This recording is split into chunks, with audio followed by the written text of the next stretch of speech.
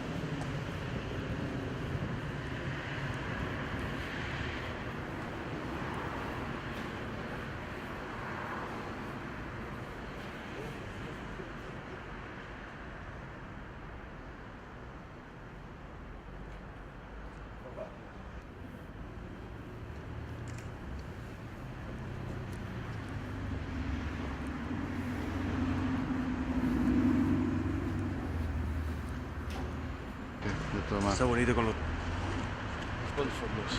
Puedo tirar ahí detalles que para mí es siempre más bonito, pero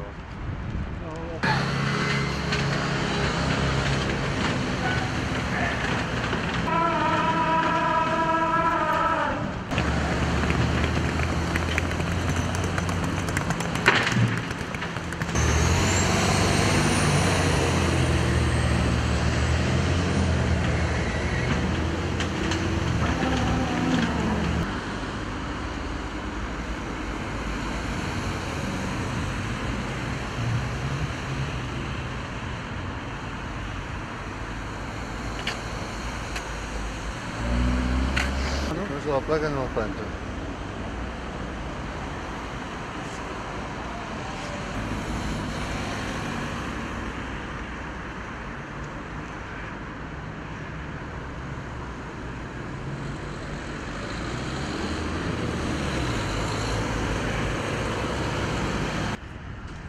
¡ah!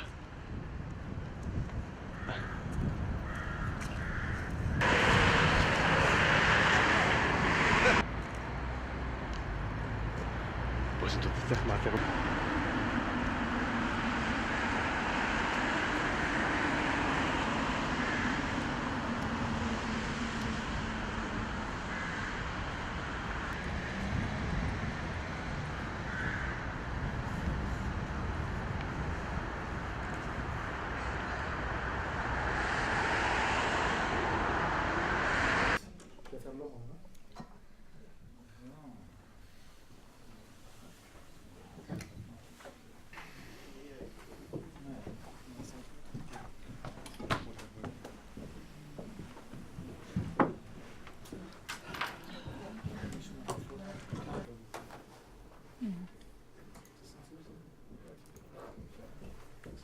So dual-use goods being all goods that we can use in a civil or military context.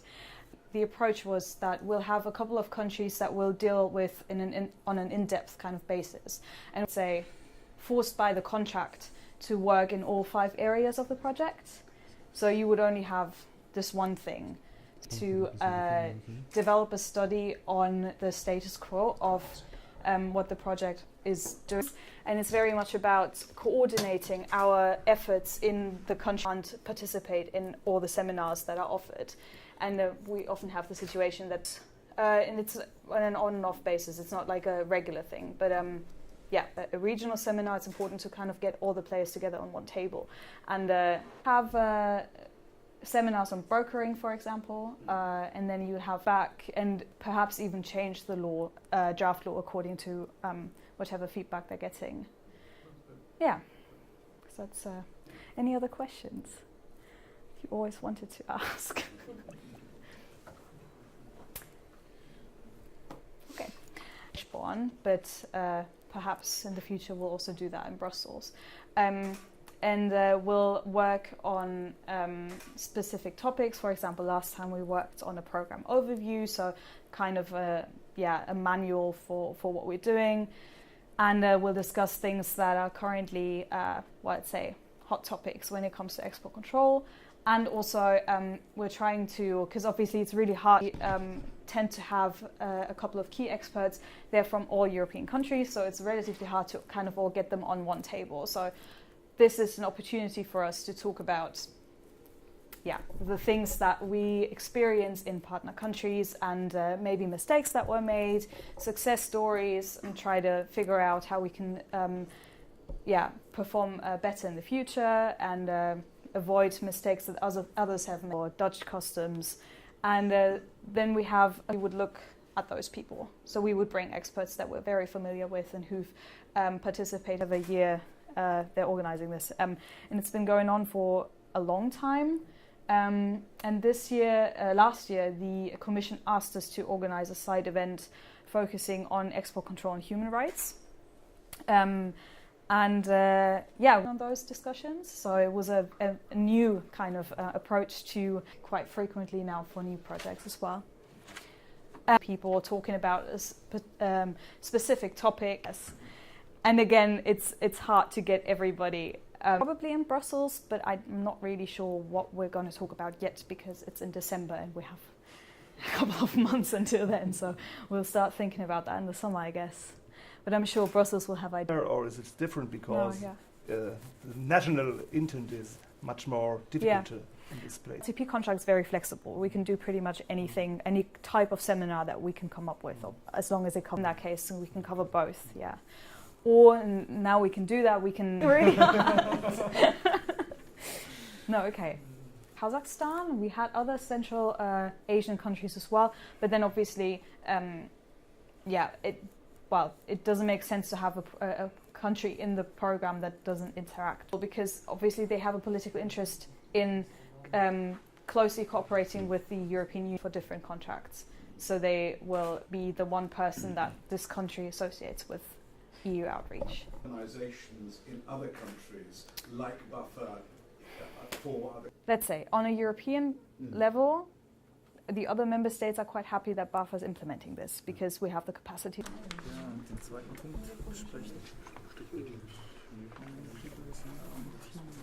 This we are sure is the last shot. That's okay. Any event where there's a photographer, weddings or anything like that, they will always say, just one more. Yeah. Just one more. Yeah. No, I mean, that's... Since 2006, the German Federal Office of Economics and Export Control is implementing EU outreach projects in the area of export control. At the moment, we have 5 different EU projects that BAFA implements. in the area of dual-use item, for example, such called a long-term program. This program or this project involves 23 different partner countries from 6 different regions. The next project is with 2 countries. It's a small project for 2 years with Jordan and Kazakhstan. So from what you're telling me, you have a focus on dual-use materials, but also on arms control as well, is that correct? Yes, we focus both in export control dual-use materials or items and also arms. And in these 2 projects based on Center of Excellence initiatives, the focus is on CBRN materials. We have very different practice and experience within the EU, and we try to involve very good experts who works in this area for a long time and who could give detailed answers to the partner countries, as I said, the best way. We have 28 different countries, only to think that how different the countries are, from very large to very small countries, and also it's an export control area. Some partner countries have already export control systems, and we have to find a way how it's possible to improve these export control systems. Other countries do not have any export control systems, and then we have to start from the beginning. And therefore it's a very different way, and we have to try tailor-made solution for each partner country. This is a big challenge, but it's not possible. We try to find a tailor-made solution, as I already said, and I guess the experts we involve in our outreach projects come from different areas. They could be from governmental experts, for example, or from academic sector and industry also. It depends on what we plan, what we do in partner countries. If we make a legal review, for example, then we need experts from governmental authorities, because they have the knowledge, they have the experience in this area. And if we have an industry outreach seminar, for example, then it's very important to involve not only the experts from industry, but also industry representatives, both from EU member states and from the partner country. And also academic. Yes, of course, we try to make the world safer, of course, and all these EU projects are funded or ground on the instrument for stability, and this is the main focus of this instrument to make the world safer. Just get this clear, what is BAFA? Yeah, BAFA, first of all, is an abbreviation for Federal Office of Economic and Export Control. And we are the central licensing authority for the German government. So to say, we are a single window for all kind of exports, might it be dual-use items, military items, embargo questions. All the industry can come to our office and ask for assistance. Now, you mentioned export control. Can you give me some practical examples of what you do in this area?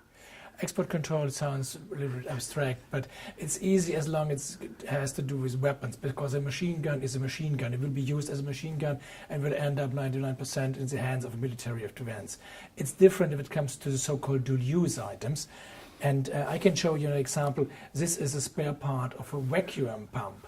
You need vacuum wherever you do an enrichment process in an atomic power plant. So it's a very small one, and you cannot see what it will be used for. You only know it when you know who's the end user, who's the end use, and if it's a sensitive end use. And then you can decide up to technical parameters if this is a controlled item or not. A very interesting example is this. This is a spark gap. So whenever you have, and I don't hope so, kidney stones, then you have to go to a hospital, and then they need a very complex machine to destroy your stones via an electronic impulse, which is very, very short. And you need exactly the same kind of items if you want to bring atomic bomb to explode, because then it will be like a football, and you have 5 or 6 items like this. You have to group around, and they have to act in the same nanoseconds. So it's a typical use items. It will be used in the hospital, 99%. and could be used even for the explosion process for an atomic bomb. And it's hard to control it simply because if it comes to the customs, they don't know what it is. If it show it to me, I would say I have to ask my technical colleagues. This is the news item.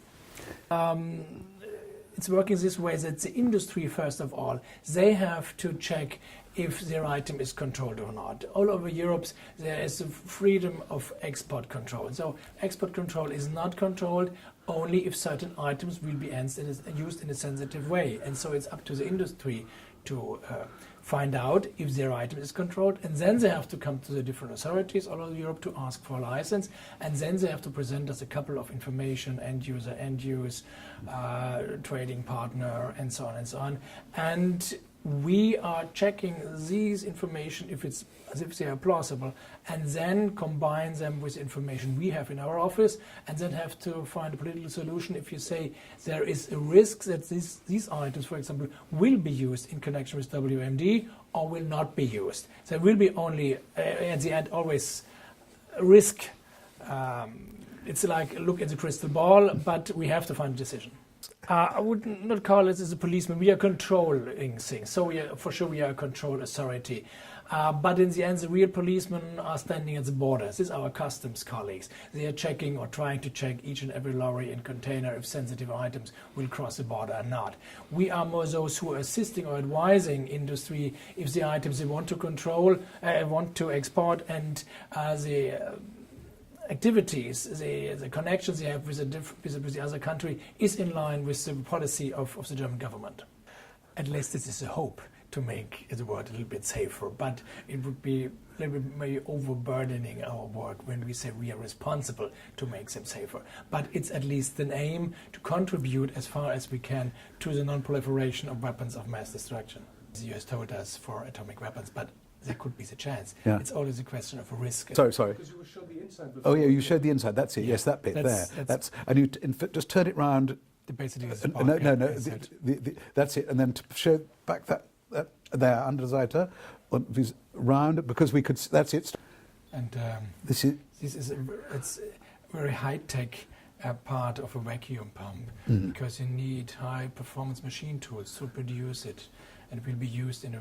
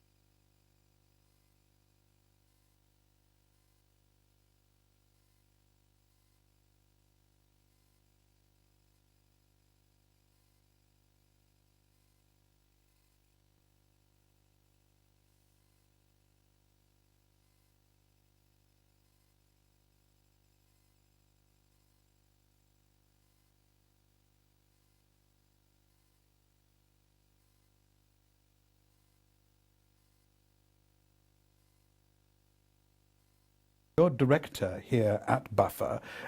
Tell me about export control and how it works and how you see it here. Yeah, here at BAFA we have a licensing authority. That is, all exporters of industry, equipment and armaments have to come to us to get an export license. And we're embedded in a complicated export control system together with other authorities. That is, on the enforcement side, of course, the customs authorities, frontline officers and auditors and investigators, so there's quite a lot of them. And on the other side, we're working together with intelligence agencies in order to get information to assess our applications here.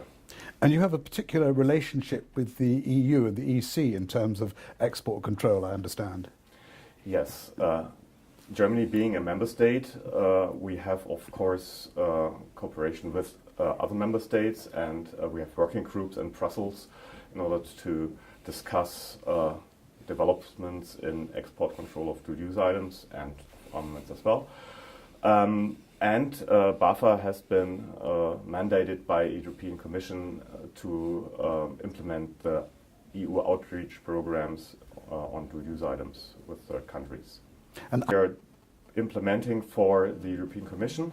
What we do here is get into contact with countries, third countries outside EU, and we work together with them in order to enhance and develop their respective export control systems. The process is complicated, as we have to keep in mind that there is no one-size-fits-all plan.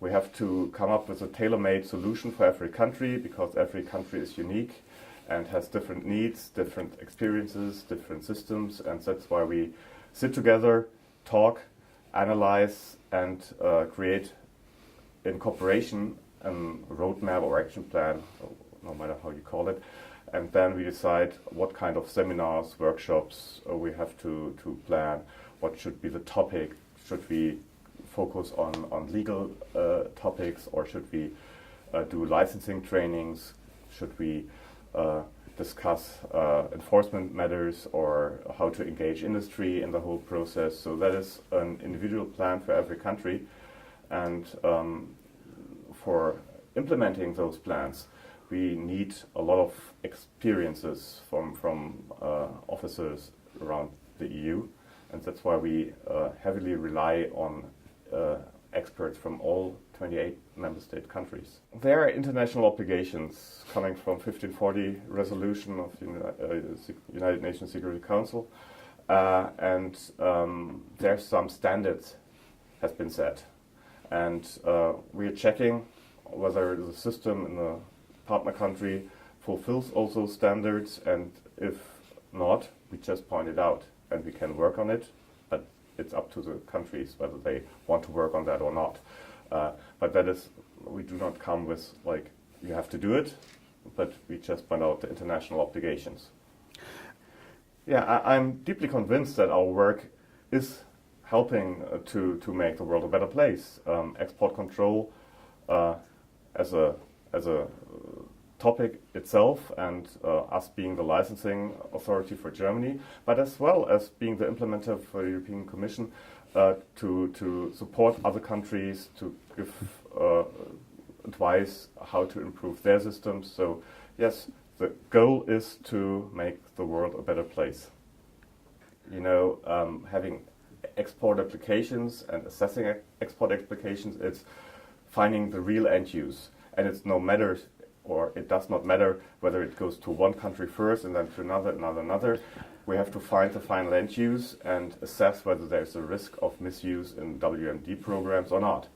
And we need the help of exporters here. We need the help of other authorities, like intelligence authorities. We need international cooperation in order to fight those diversions of dual-use goods. And we have to make use of that whole system in order to get all the relevant information to finally assess one export. But it must become more difficult to follow through? Indeed, procurement activities for WMD programs always are clandestine. Nobody says, I'm here to procure for my chemical weapons program.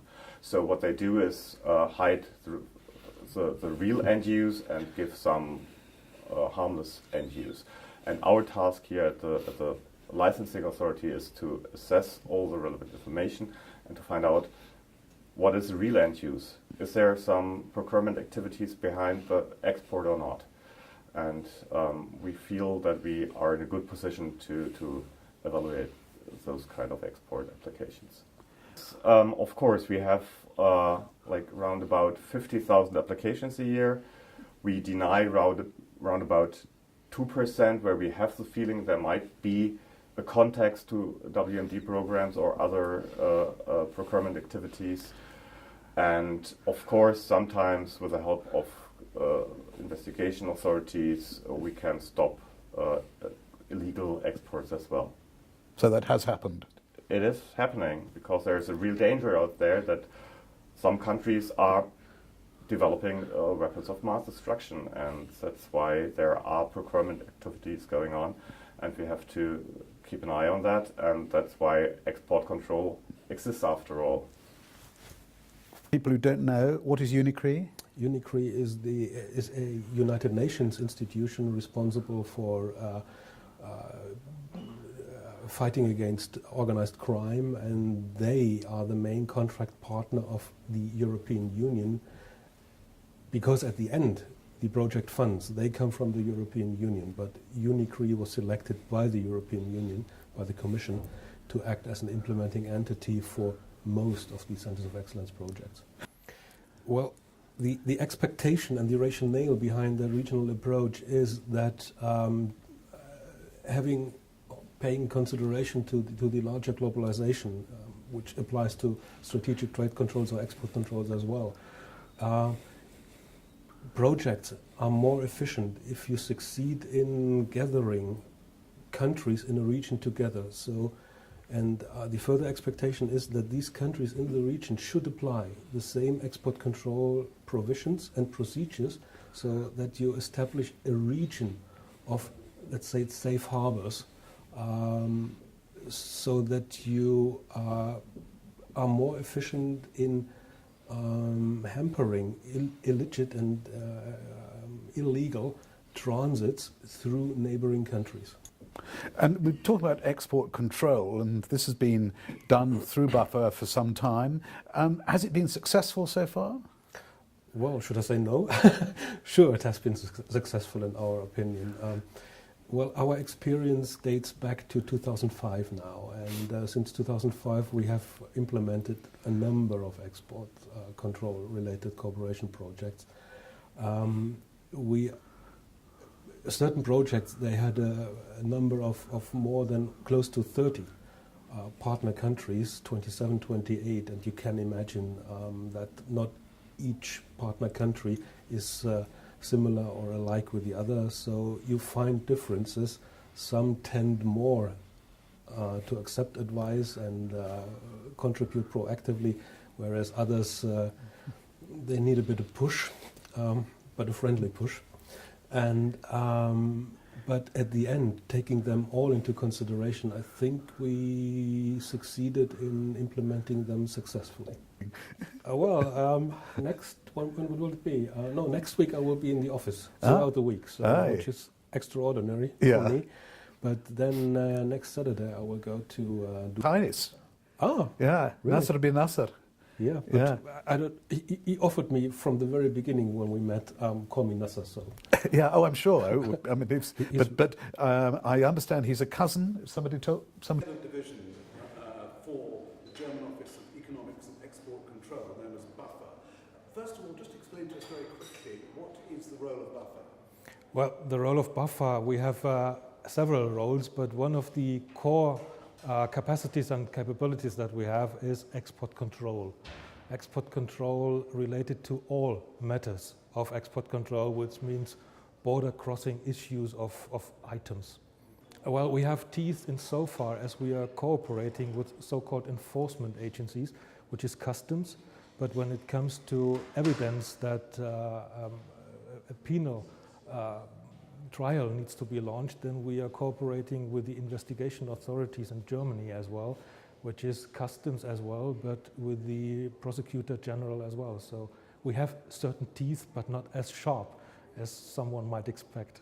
Well, the pieces or the items itself, they are always the same. The end use, the purpose for which they are intended, and the destination where they might end up, that's the tricky element. And we are cooperating nationally with other authorities like intelligence, but we are cooperating internationally as well, where we exchange information. So we apply several databases in our day-to-day work, where we have certain information available on exporters, on end users, on countries of destination and so far. And we combine this knowledge that we have gathered in our database with the paperwork provided by applicants, and then we make a cross-check. Well, when it comes to export control, we are talking firsthand of national responsibility. the EU tries to harmonize the procedures and the regulations when it comes to dual use, to the regulations among the European Union member states. So when it comes to trade control, dual use, then they have the capacity to set regulations which are then directly binding to all EU member states.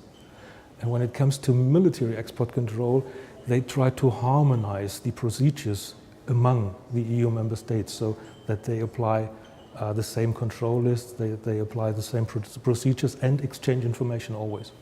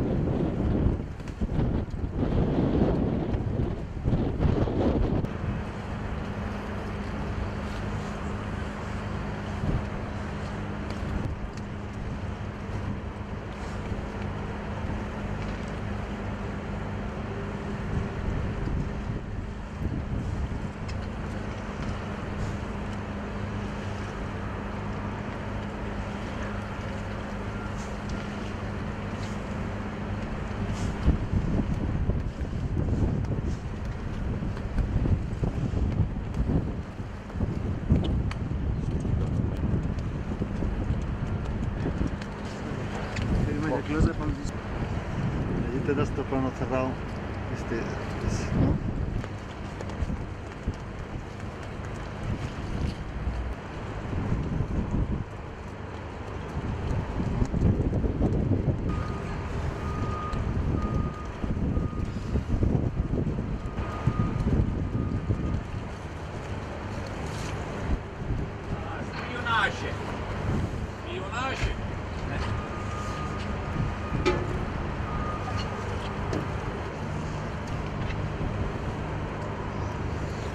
Okay, we're done. Nice action. Dos hay que aprovechar a hacerlo hoy, ¿no? Lo que Sí, sea. hay que hacer los stand-up y las tomas y luego ya. Entonces luego ya no sé si vamos...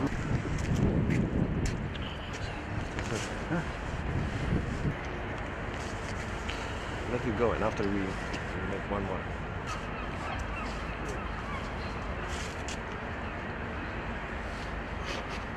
Go faster.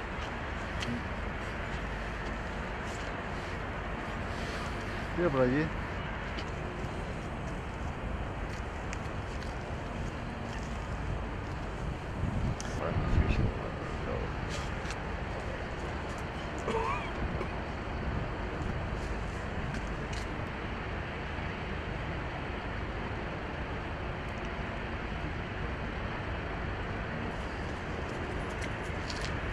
It's a Polish dance, I recognise it. Oh yeah.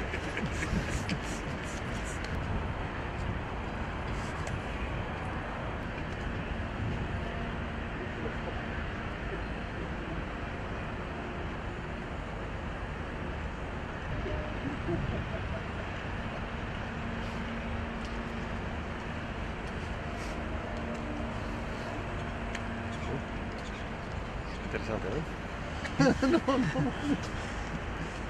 Estaría horrible, pero...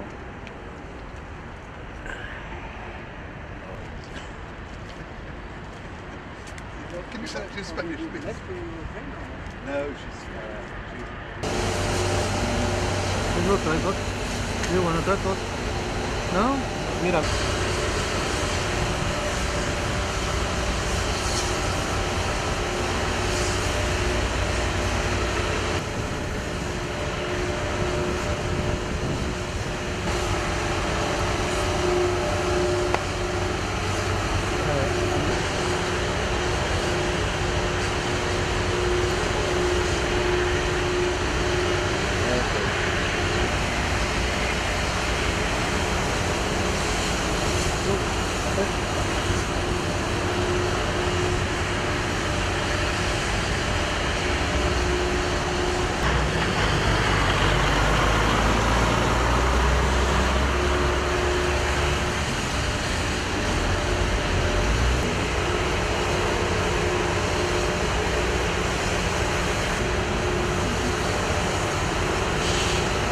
Una puta mierda.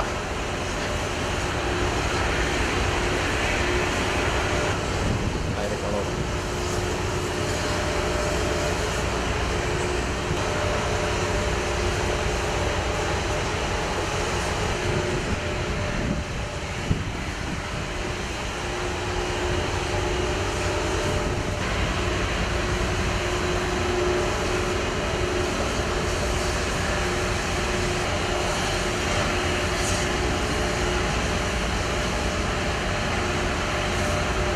Bullet refinery.